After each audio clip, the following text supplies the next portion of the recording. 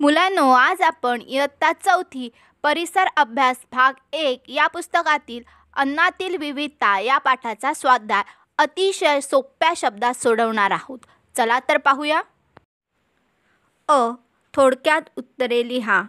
प्रश्न क्रमांक 1. गव्हापासून कोणकोणते अन्नपदार्थ बनवले जातात? उत्तर: गव्हापासून लापसी, खीर, शिरा इत्यादी गोड पदार्थ बनवले जातात. गव्हाच्या पिठापासून पोळी, पुरी, पराठा इत्यादी पदार्थ बनवले जातात. गव्हाच्या चिकापासून पापड, कुरडई इत्यादी पदार्थ वाळवून तळण्याचे पदार्थ बनवले जातात.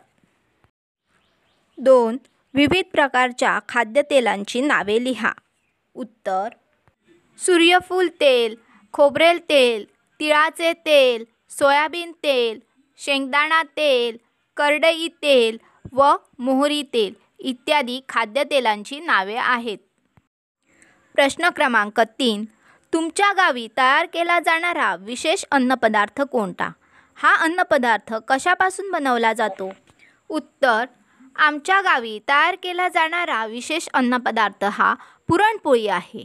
हा अन्नपदार्थ गूळ, शिजवलेली चणा डाळ व गव्हाचे पीठ किंवा मैद्याचे पीठ यांपासून बनवला जातो.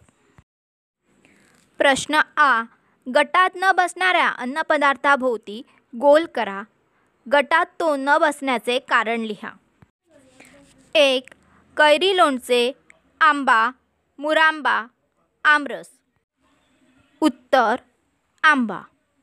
कारण आंबा हा मूळ अन्नघटक आहे. लोणचे, मुरांबा, आमरस हे प्रक्रिया करून तयार झालेले आहेत. 2. पुलाव, पराठा, दहीभात, बिर्याणी. उत्तर: पराठा. कारण पुलाव, दहीभात व बिर्याणी हे पदार्थ तांदळापासून बनवले जातात, मात्र पराठा हा पदार्थ गव्हाच्या पिठापासून बनवला जातो. 3. मैसूर पाक, पुरणपोळी, थालीपीठ, झुणका भाकर. उत्तर: मैसूर पाक.